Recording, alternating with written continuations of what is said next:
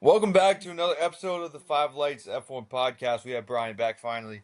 It's been a little bit. I think he was on vacation for a little bit, but how you been? How you been? It's been a little bit. Yeah, it's been good. Petit Le Mans happened. I was in the mountains of North Carolina for a couple of days. Then went there. Overall fun time. But now Yeah, I'm how was back. how was that? It's fun. Definitely gonna have to try again next year. We did not load the layout of the track. Didn't realize there was only one grandstand on the track, on the Man, whole track. So we're gonna have to try again next year and actually bring chairs and tents and whatnot. yeah, yeah, But yeah. overall, it's fun. I guess it's a little bit different than F1. And F1, Yeah, when I go to them, you actually pick your exact seat in the grandstands and everything, so you kind of know exactly the full layout before you even get there.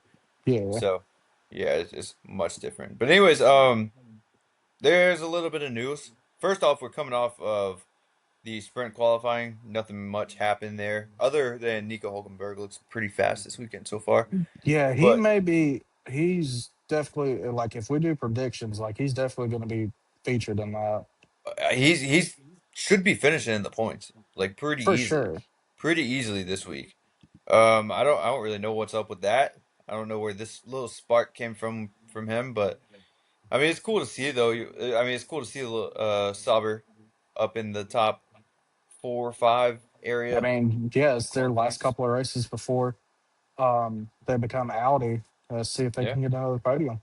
Yeah, I did see a news report earlier that the Audi engine is looking quicker than what was expected. So, I mean, we obviously hear that a lot with a lot of these teams before the season starts, but I mean, I don't really know how much to take from it, but we'll see. We'll Yeah, see how that goes. I wasn't really expecting them to do anything at all their first year, but if they could finish this season strong and then if their power unit's expected to be stronger than what they expected to start next season, then if they could finish somewhere outside of last, then I guess that's a success for them. Which I guess I mean, Cadillac's probably going to be last, but they don't have to jump through the hoops that Cadillac does because it's an existing team already. yeah, They shouldn't have to exactly. go through the growing pains of like trying to find a new car. It's just they're absorbing Sauber and just becoming Audi. Yeah, it's just a full rebrand for them. It's a bigger rebrand, Yeah. so same car pretty much, obviously with some upgrades, but yeah. Anyways, speaking of good cars for next year, George Russell inks a big deal this week with Mercedes. A big, I believe it's 2 years contract extension, about $40 million or something, US. Um, in my opinion, I don't know what you have to say about this. I think as soon as this deal was inked, I think that George Russell I think he's the favorite to win the championship next year, the drivers' championship next year. I mean, for me, Is that a that's hot take? yeah, that kind of is a hot take. I mean, we've heard that Mercedes is going to have the best engines, but we'll just see how it is. I think George Russell signing with Mercedes that like puts to bed the rumors like, oh, George is going to go to another team. I still think in like when Max contract expires, and then when George's contract expires, we're going to have a silly season to like that's going to be crazier than we've ever seen, or at least in the last couple of years.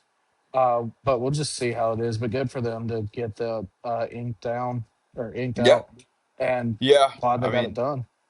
yeah, and Kimi Antonelli also now finally confirmed. We kind of figured that with Toto Wolff being a big Antonelli guy. Yeah, But there were some times where Toto Wolff was not so much on Antonelli's side, but it is official that Antonelli will be back next season. I think we all expected it, but there were still some rumors out there that are finally cleared up now. But yeah, same seat for Mercedes next year. You have George Russell, Kimi Antonelli, and should be a fast car. should be. How much will this and the I guess you could say the leap that Mercedes is about to take, how much does this affect Williams for next year? But because we saw Carlos Sainz say something yesterday about uh, first off, we know that Carlos part of joining Williams for Carlos was because he knew this jump for Mercedes was coming. He knew the with all the new rules and upgrades that Mercedes is going to have a stronger car in the next few years. And obviously they're in there with Williams, so how much Well, does this affect Williams? well, the engines is obviously going to be a good like step up for them. I was like, they've had the William or the Mercedes deal for a Definitely while not now. cop, definitely not top contenders, but better for sure. Yeah, Yeah, for yeah, sure. It's just like the years that they had Lance Stroll there. I think they had 2 points, right, 2 points finishes. That was with Lance Stroll, and that was at Monza and Baku, and that was because of that Mercedes engines that they had on the back of the car. But I think if they could come up with a good car, they'd at least be probably fifth in the standings. I'd say about the same spot where they are now, best of the rest. Like that would be a great season for Williams. Maybe a potential race winning car, but we'll see. yeah. I mean, obviously, it's still going to be tough. It's going to be harder to beat out the top teams right now. Like you're probably not beating out a McLaren. You're definitely not beating out the Mercedes. You're probably not going to beat out a Red Bull, and you're probably still not going to beat out a Ferrari. Maybe in some races, but overall, um, constructors title, I don't see them beating Ferrari. Hmm. But I've seen enough from Ferrari where I can't get my hopes up anymore. But I mean, I don't expect anything big next year, but I would still hope to finish above Williams. But I mean, we'll see what happens with Yeah, that. we'll But I see. do think Williams will take a little jump along with Mercedes, and I think Mercedes will be up in that conversation to win the constructors. And I do think that George Russell is. I think he's the second best driver on the grid outside of Max Verstappen, in my opinion. And I think there's a serious shot that he could make a run for the drivers' championship next year. I mean, yeah, that's a fair point. Um, George, I mean, we'll just have to see. I mean, it's 2026, so we got a long way for. We still got the season to go. We don't know how much they're going to be developing the cars. Who's stopped their development? Who's like focused on 2025? Probably Red Bull is probably updating their car up until Abu Dhabi, just because they want to try to win this championship at Max. But we'll see.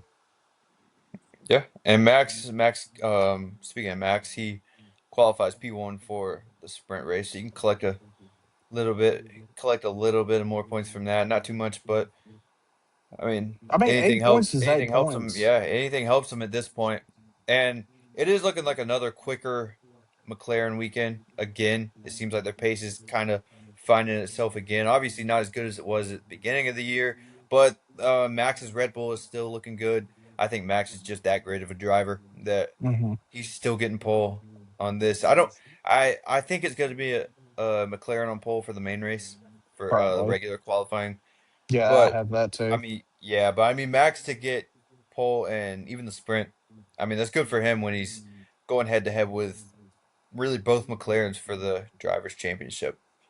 And it's really come down to the wire. We only have a handful of races left, so this weekend's really big for everyone towards the top, really. Obviously, McLaren's already locked up the constructors' title, but the drivers' championship's still up in the air. But speaking of McLaren, I do want to kind of jump into a little bit of news about a lawsuit they're in. I think you know about this because Yeah. you're more of an IndyCar guy than I am, so you could probably say a little bit more about the driver involved. So But basically, so do you want me to explain like the whole story? Pretty much. just whatever Okay. you want to. You don't have to All go too right. in depth. I All think right. most people So kind of understand. okay, yeah. So basically, McLaren. This was back 2022. They had Colton Herta on the books. They had Alex Palou, which is four-time IndyCar champion, Indy 500 winner this year. He was promised a ride at McLaren, and after like he did a I think he did an FP1 in Austin. He I'm did. pretty He did. sure. Yes. He filled in as a reserve driver Yeah, he at was the one point. reserve driver. Yeah. Um and then after that he said forget that, and I'm pretty sure he finally figured out the contract was saying no, this is not an F1 seat. This was for the Aaron McLaren SP, the Aaron McLaren Schmidt Peterson car, which was driven out by Pato O'Ward and Felix Rosenquist at the time. But he decided to say, forget that. I'm staying at Chip Ganassi, which was a pretty good decision. He's won three other championships after that. The only one he didn't win was 2023, I believe. Yep. And now they're suing because I'm honestly not sure. You might have to cut some of this parts out because I'm No, you're lost on good. it. Um, I think most of the reason was like loss of sponsorship revenue and just I additional driver salary that cost McLaren a little bit more, and money spent on F1 testing and sim work and signing bonuses and just all of that stuff. But Pillow does have counter arguments for it, pretty much saying that Zach Brown just kind of lied about a lot of promises that were made for him, because I do think he was expecting this to be the F1 seat. I think that was kind of his impressions on that. Um, so yeah, he's pretty much his counter is misleading promises from Zach Brown and yeah. McLaren, false impressions, just pretty much everything, and also losses on his end as well. So I think this was kind of Pillow just not really looking over the contract, not really knowing what he's signing, because obviously he was younger at the time, younger Yeah. than now at least. So I think it was just a kid doing something. His management, I guess his management at the time wasn't that great, so What they didn't this look is out for not him much. this wasn't the first Alex Below controversy. There was like his YouTube channel. Now this is gonna sound crazy. Like he had like 2,500 subscribers on his YouTube channel, and I think it only had one video, and Oh, then like in like 6 months it has 80,000 to 100,000 subs, and people were accusing him of paying like bots to get subscribers gained on his. So this isn't the first like silly quote unquote controversy yeah, um, for Alex Pillow. But I think obviously you said it was he didn't really read the fine detail. I think it's going to be like how Jensen Button was, and I want to say '04, where he was like contracted to Williams, but he also was contracted to British American Racing (BAR), and he said he had contracts for both of them, but he was forced to stay at Williams before he was, he was forced to stay at Williams before he was able to make the jump to BAR, which eventually became Honda, and where he got his first win 2 years later in 2006. But we'll see how this goes. I mean, you do have the quote of Alex Blow saying, "Oh, Zach Brown didn't want Oscar Piastri in the car." So we don't know how much is that true, how much has been said about that, but we'll see how it goes. yeah. So I think majority of it was he thinks he signed an F1 contract when I think it may not have actually been an F1 contract, because, like you said, he didn't read the fine print. So he thinks the breach of contract came from where they signed Oscar. I think Yeah, that was where he thinks the false promises came from. But I mean, you never know. I'm not taking a side here because I don't know what's happening behind the scenes. This yeah, could I be on don't. Zach Brown. This could be on Pillow, but I do know that Zach Brown's name is getting thrown around in this a lot, and more recently as more stuff comes out. But yeah, that quote actually, I could pull up that quote. I have it right here. This is what Alex Pillow says. Alex Pillow says, "I was very upset, worried, and angry that McLaren had signed another rookie driver other than me. The only attraction was to go to F1. My ambition was because it was the biggest single-seater series in the world."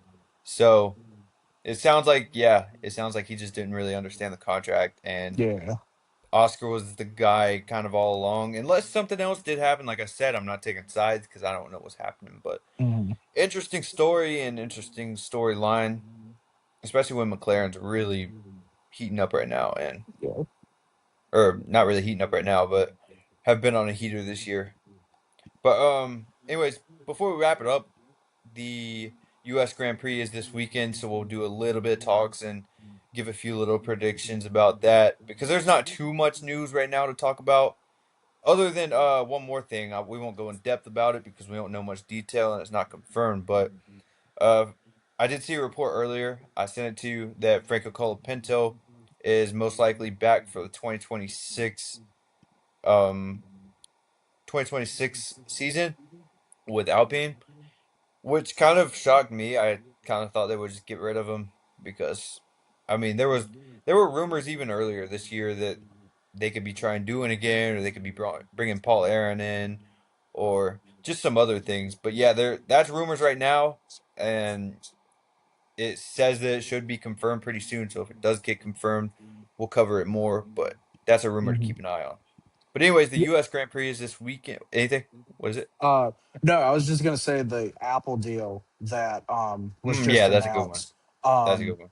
I did get a rumor from that same page that you sent me. I saw that was like 2 or 3 weeks before it actually happened. Yeah, yeah, So I I'm saw a. that too. It was a decent. I would say that's a pretty good rumor to listen around. I won't believe anything until I officially see it from Alpine, but just throwing that out there. That is a Yeah, pretty good source. Um, but yeah, on to the predictions. I mean, for like qualifying, I say Piastri, Verstappen, and I'll put honestly I'll put Russell up there for top three for qualifying.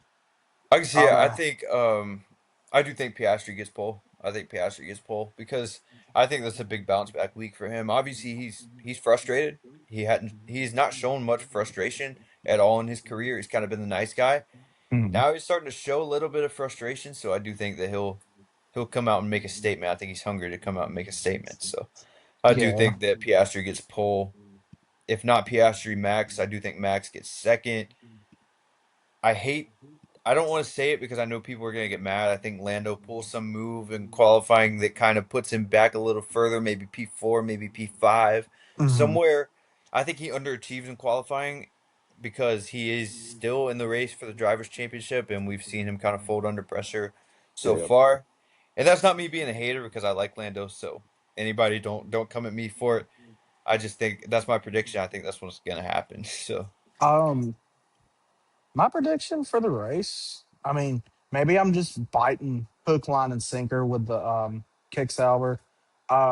I think McLaren is going to be a double DNF, a retirement for both of them. They crash into each other, and I think maybe Nico Hulkenberg could get a podium.